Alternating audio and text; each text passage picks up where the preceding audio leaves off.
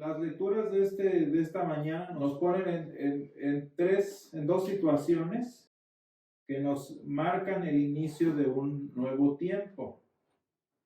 Si vemos en Primera de Reyes, capítulo 3, pues bueno, lo que estamos viendo aquí es el inicio del reinado, es el inicio del tiempo de Salomón.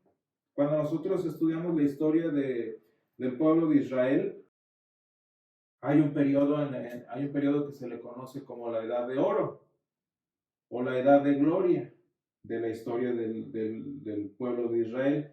Y bueno, este tiempo es particularmente en los reinados de David y de Salomón.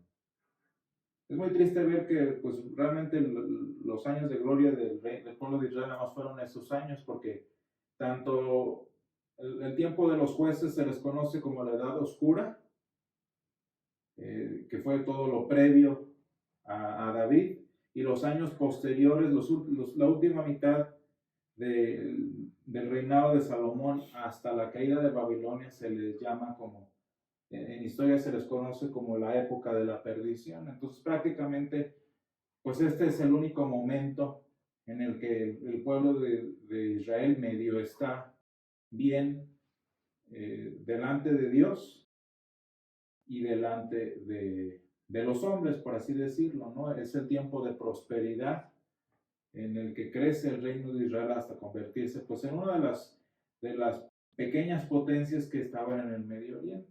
Eso delante de los hombres, y pues les digo, delante de Dios, pues es uno de los pocos tiempos en los que los judíos verdaderamente, los israelitas, bueno, están en buenos términos con el Señor. Y pues bueno, eso lo podemos identificar en este pasaje con la construcción del templo, que es de hecho la razón, que es de hecho el motivo a grandes rasgos de por qué Salomón se presenta delante de Dios. Y es que si leemos nosotros el contexto de todos estos pasajes después de la muerte de David, la llegada de Salomón, etcétera, etcétera, el rey Salomón tenía sobre sus hombros una gran carga.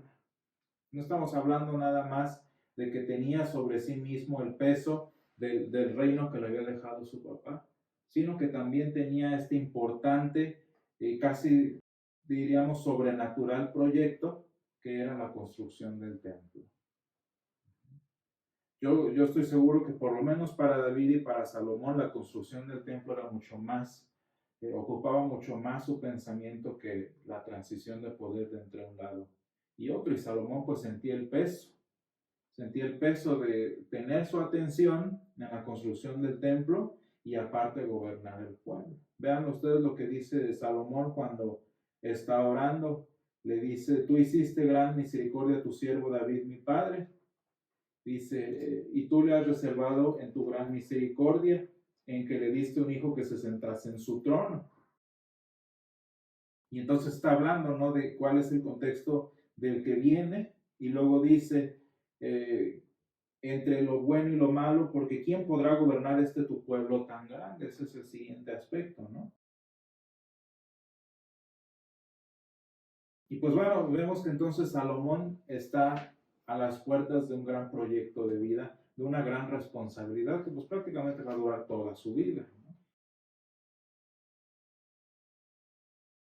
Y Salomón entonces, hermanos, y yo creo que eso nos pasa a nosotros al inicio de algo que sucede con Salomón, que es lo que nos pasa a nosotros también, es la incertidumbre de qué voy a hacer o cómo le voy a hacer. ¿Qué tengo que hacer para que todo salga bien? Para nosotros como cristianos el año empezó hace 2 meses, pero pues para nuestras actividades seculares de nuestra vida diaria, pues bueno, el año empezó el 31, el 1 de enero, ¿no? Y pues bueno, en cualquiera de las dos situaciones, pues nos vemos hacia enfrente en perspectiva, ¿qué es lo que vamos a hacer? Miramos hacia adelante con proyectos que tenemos, con planes que tenemos, con situaciones que sabemos que tenemos que resolver, etcétera, etcétera. Y viene la pregunta a nosotros: ¿qué vamos a hacer? Imagínense si un día ustedes se ponen a hacer una lista de las cosas que hay que hacer el próximo año, cada cuánto hay que comprar comida, cada cuánto hay que pagar los gastos, qué compromisos se han adquirido, qué cosas vamos a hacer, pues la lista nos queda bastante grande. Y hasta la pregunta nos parecería familiar, ¿no? ¿Quién podrá gobernar tu pueblo tan grande? Cuando nosotros nos ponemos a pensar en este año secular que empieza, ¿cómo lo voy a hacer con tanta cosa?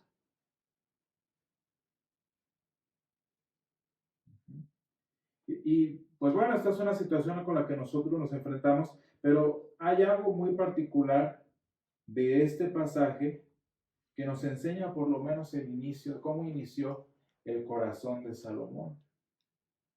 ¿Y qué es lo que pide Salomón? Pues fíjense bien, dice, da pues a tu siervo, en el versículo 9, da pues a tu siervo corazón entendido para juzgar a tu pueblo, para discernir entre lo bueno y lo malo, porque ¿quién podrá gobernar tu pueblo tan grande?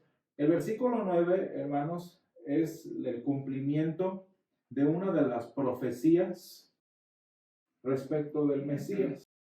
Cuando nosotros estudiamos las profecías del Antiguo Testamento, muchas de ellas tienen un doble cumplimiento. Un cumplimiento histórico y un cumplimiento mesiánico. En doctrina, Salomón era un tipo de Jesús. Era como nosotros lo diríamos más secularmente, era una especie de Jesús. Y el Señor le había prometido a David, yo voy a establecer tu reino. Y dice, y no me apartaré de tu hijo. Cuando el Señor habla de la promesa, no me apartaré de él. Y nosotros sabemos, por lo que el mismo Señor Jesús dice y el Nuevo Testamento nos enseña, que ese hijo del que habla el Señor no es necesariamente Salomón, sino que es el Mesías. Y dice, y una de las cosas que promete el Señor en estas profecías davídicas que se conocen, es que el Señor iba a estar con él y no se iba a apartar de él hasta que supiese discernir entre lo bueno y lo malo. Y en ese detallito nos hace ver que el cumplimiento no nada más es sobre el Mesías, sino también sobre un hijo literal de David. Y vean ustedes entonces cómo en el versículo 9 se está cumpliendo esa profecía que Dios le hizo a David. David ni cuenta se dio, pero aquí se está cumpliendo, porque ¿qué es lo que pide Salomón? Pues Salomón pide que esa profecía se haga realidad en su vida. Dice que para discernir entre lo bueno y lo malo. Las mismas palabritas que usó el Señor en la promesa a David. En pocas palabras, lo que pide Salomón aquí es sabiduría. Eso es lo que pide Salomón. ¿Qué es la sabiduría? En términos bíblicos es el temor del Señor, pocas palabras. Ya definiendo el término, la sabiduría es el conocimiento aplicado. Saber cómo aplicar lo que sabemos correctamente. Esa es la sabiduría. Ser sabio es saber cuándo aplicar el conocimiento, cómo aplicarlo. Un buen uso del conocimiento, esa es la sabiduría. Y pues yo estoy seguro que todos nosotros quisiéramos esa sabiduría, ¿no?, en nuestra vida. Que sabiendo lo que tengo que hacer, que conociendo las exigencias que voy a tener, los compromisos que voy a contraer, las decisiones que voy a tener que tomar, pueda yo usar este conocimiento para hacerlo bien. ¿Para qué me sirve la sabiduría? Pues para hacer las cosas bien, ¿no? Para hacer las cosas de manera eficaz. Y yo estoy seguro que esa es la oración de cada uno de nosotros. ¿Por qué? Porque cuando no caminamos con sabiduría, pues tristemente las consecuencias son peores para cada uno de nosotros. Y entonces Salomón está pidiendo en este tiempo que iba a iniciar él, en este nuevo proyecto, etapa de su vida, lo que Salomón pide es sabiduría. Y vean ustedes en el versículo 10 que esta petición de Salomón, esta oración de Salomón, fue grata al Señor. fue grata al Señor. Cada que la palabra de Dios nos dice que algo fue grato al Señor es que iba de acuerdo a su corazón.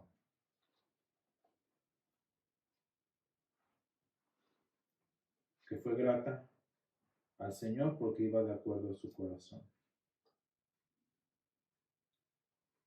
Ahora, hermanos, si nosotros quisiéramos esta petición para nuestra vida, quiero que entendamos una cosa. ¿Cómo sucede esto para el cristiano?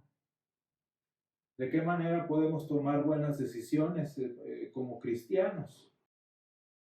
Y para eso quiero que veamos Efesios. Vean ustedes, Gálatas, Efesios y Romanos, hermanos, se distinguen por ser cartas muy bonitas que hablan sobre la verdadera vida cristiana, ¿no? La verdadera salvación, la doctrina de la justificación que encontramos en estos tres pasajes.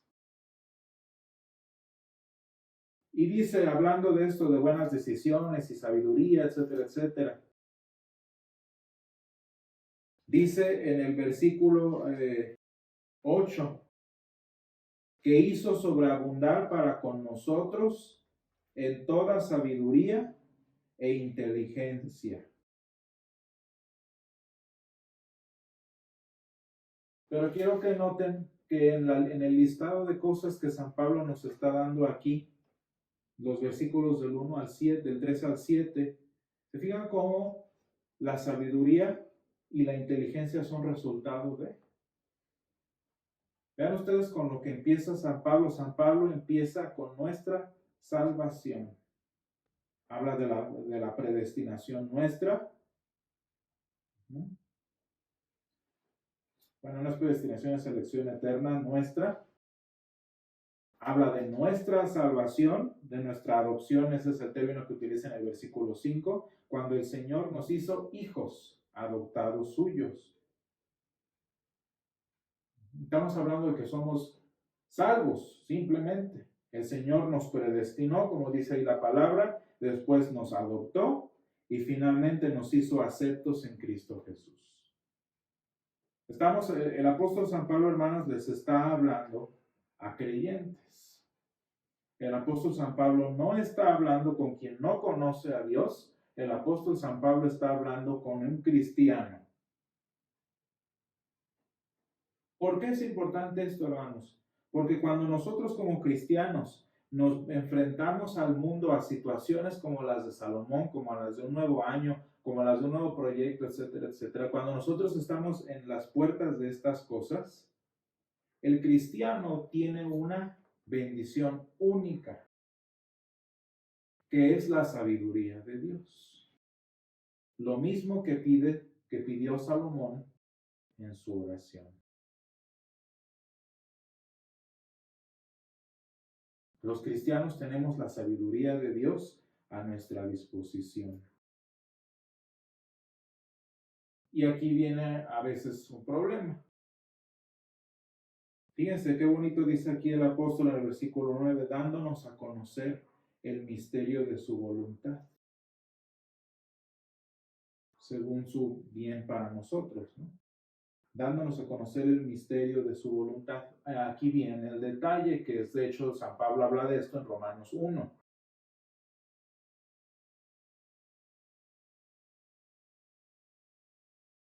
Para toda persona, cristiana o no, creyente o no, lo que sea, la razón por la que las decisiones les son problema, la razón por las que las decisiones a veces hasta llegan a causar estrés, es porque ellos saben inconscientemente que sus decisiones tienen que ir de acuerdo a la voluntad de Dios.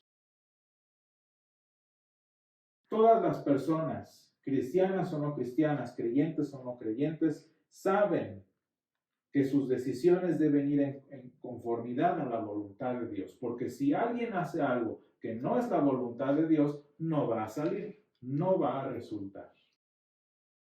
El mismo Salomón empezó su vida y mientras sus decisiones y mientras su reinado y todo fue de acuerdo a la voluntad de Dios, todo fue perfecto. En el momento en el que el corazón de Salomón dejó de ser de acuerdo al corazón de Dios, todo empezó a salir bueno, pues como lo que vemos hasta el día de hoy. Y eso es lo que sucede en nuestras vidas, como cristianos también. ¿Y saben por qué, hermanos? Porque no buscamos la voluntad de Dios.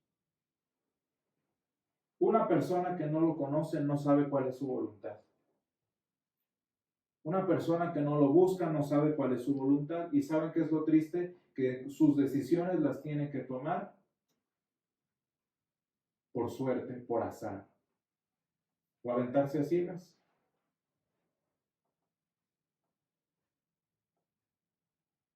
Pero ahora sí, lo más extraño todavía es que el cristiano que sí conoce a Dios se la pasa buscando la voluntad de Dios para su vida, él sabe dónde.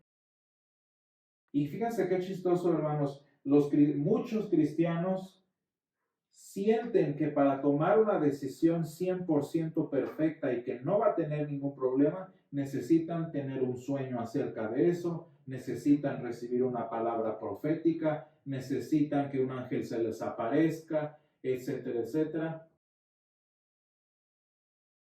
Y nada más eso ellos lo toman como una señal súper clara de que Dios así lo quiere. Y si no es así, pues entonces, ¿cómo le hago? Es que ¿cómo sé la voluntad de Dios para este proyecto, para este plan, para este año? Es que Dios no se me ha aparecido. Imagínense que estoy esperando que Dios me diga qué hacer en este año, en un sueño, y se tarda el Señor en hablarme en sueños y me habla en diciembre 2021.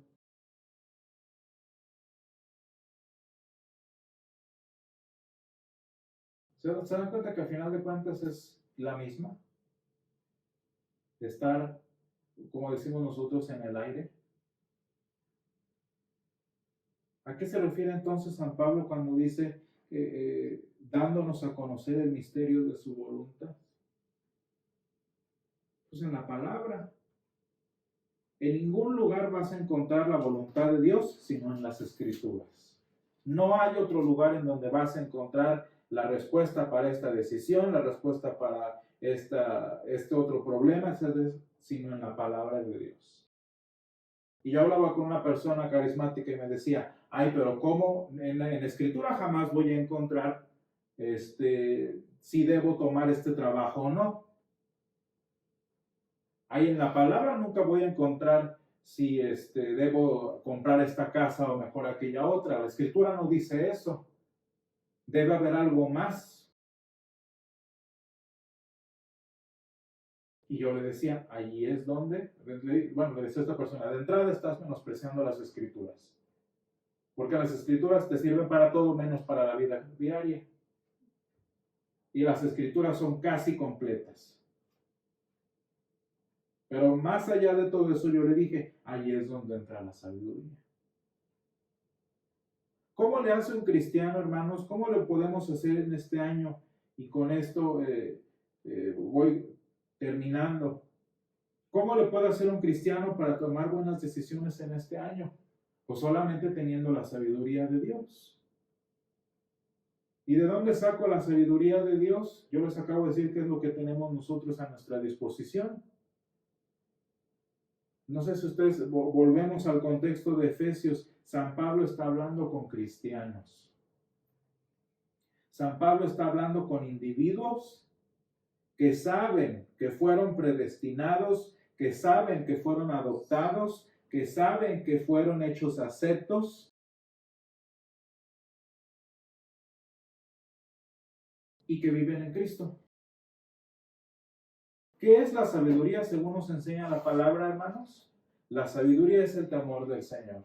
Una persona que vive en el temor del Señor, que vive buscándolo, que vive viviendo la vida cristiana, es una persona que lee la Escritura. Es una persona que medita en la palabra. Es una persona que presenta sus necesidades al Señor en oración, sabiendo que todo ya lo respondió el Señor en la Escritura. En pocas palabras, una persona, un cristiano, hace todas estas cosas, que en una palabra son el temor de Dios, es sabiduría. Y el Señor en la palabra, el Señor en la escritura a nosotros nos concede lo que le concedió a Salomón. Porque has demandado esto y no pediste para ti muchos días, ni pediste para ti riquezas, ni pediste la vida de tus enemigos, sino que demandaste para ti inteligencia para oír juicio, es decir, sabiduría. He aquí lo he hecho conforme a tus palabras y te he dado corazón sabio y entendido, tanto que no ha habido antes de ti otro como tú, ni después de ti se levantará otro como tú.